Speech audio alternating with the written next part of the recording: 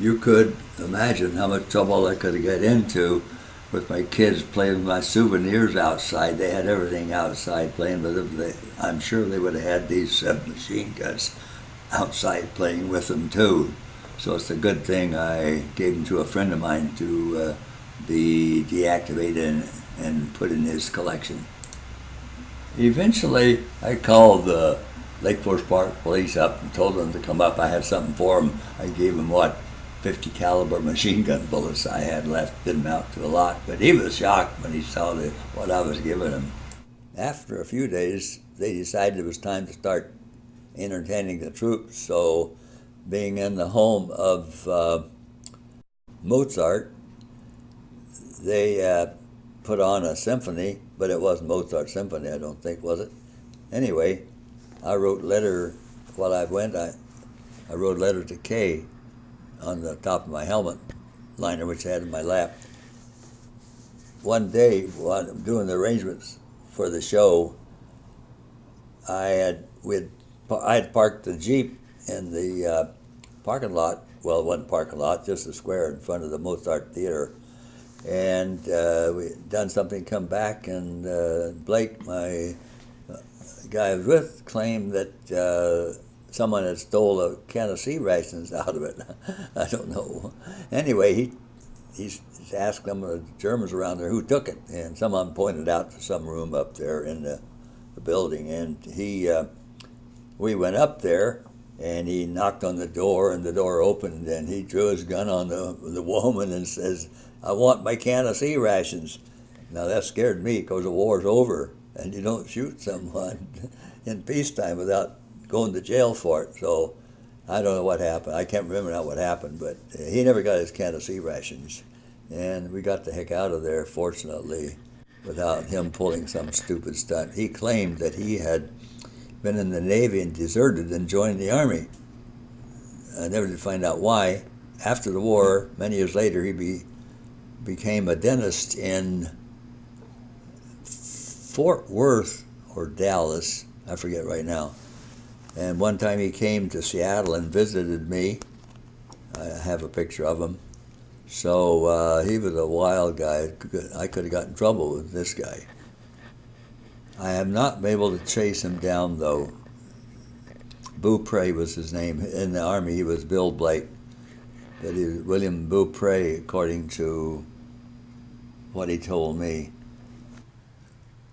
I have his Army serial number around here somewhere, so I could find him, I'm sure. We roomed together later on in Germany. Years later, when Kay and I visited Salzburg to meet these girls, we were able to tour the salt mines in the area. You could see what being sent to the salt mines really meant. The Romans sent people to the salt mines for punishment. They worked these for thousands of years. When we moved to Lake Forest Park, I got into photography, and I made a poster-sized picture of me with these two girls. And I kept wondering, what happened to them? Did they starve to death? Did they move? Did they die? What happened to them? So I managed to contact a TV station, ORF, that's the national network there, and tell them about these two girls, what I had done, and that I'd like to try to find them again. And they contacted, they made a big production out of it, and they had the police involved and looking for these girls, and sure enough, they found them there in Salzburg. And later they invited us to Salzburg to spend a week there, which I did. Kay and I went to Salzburg, and they gave us a good tour of Salzburg. We also went to Berchtesgaden, Hitler's lookout mountain there. We also managed to go to some little towns around there. We saw they took us to the salt mines. They interviewed us. The professor there at Salzburg University was writing a book called Welcome Amy, Go Home, or Welcome American, Go Home, which I do have a copy of, at least Diane does.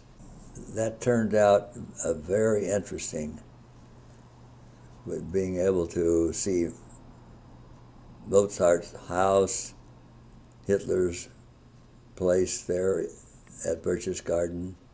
That is where the 3rd Division acquired von Ribbentrop's Mercedes that I drove to Paris and the Havre a couple times. I'll tell you more about that later in the next episode. We didn't stay all that long in Salzburg, maybe a month, or maybe a little less. Then they decided to send us up into Germany for the occupation. How they selected the units to occupy Germany instead of sending them to the Pacific to continue the war there, I don't have any idea, but 3rd Infantry was one of the most successful divisions. Also, it spent more time in the line than any other, except perhaps the 1st Infantry, and that only amounted to a few hours.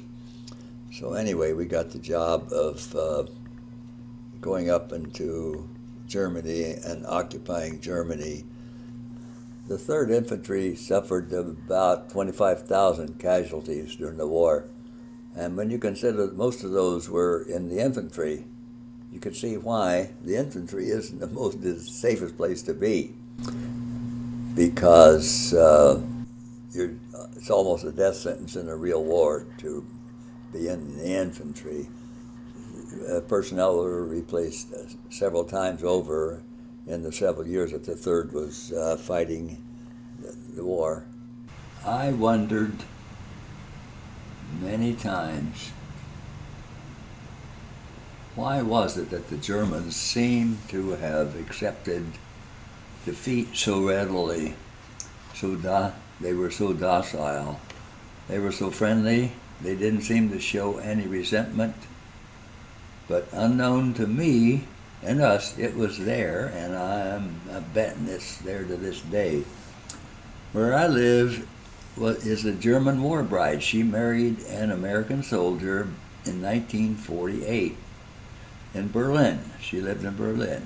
He came back to Frankfurt with her, and from time to time, the Germans, thinking that no one among the Americans would be able to speak German, would call them all kinds of dirty names and insult them, things like this.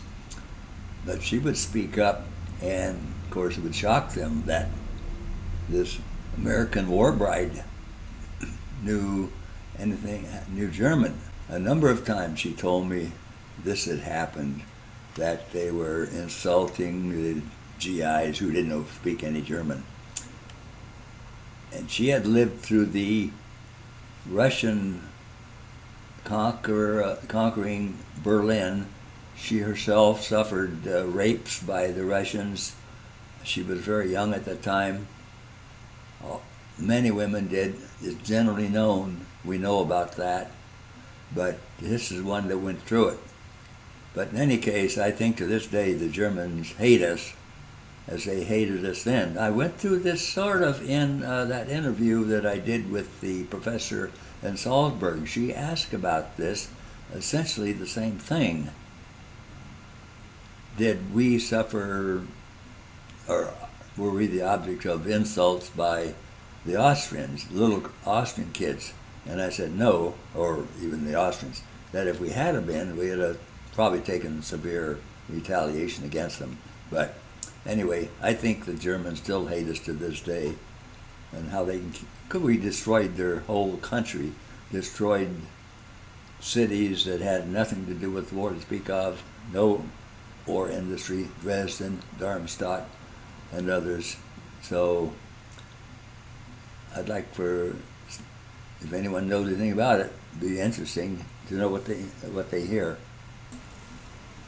Interestingly enough, her husband was in the 3rd Infantry Division when he came back, or he might have been before he left, but when he came back to Frankfurt, when they were in Frankfurt, he was in the 3rd Infantry Division.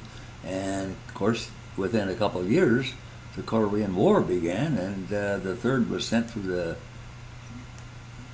to Korea, and he went through the Korean War also. Very interesting. The next chapter will cover our move up into Germany to occupy Germany and the various duties required to do that.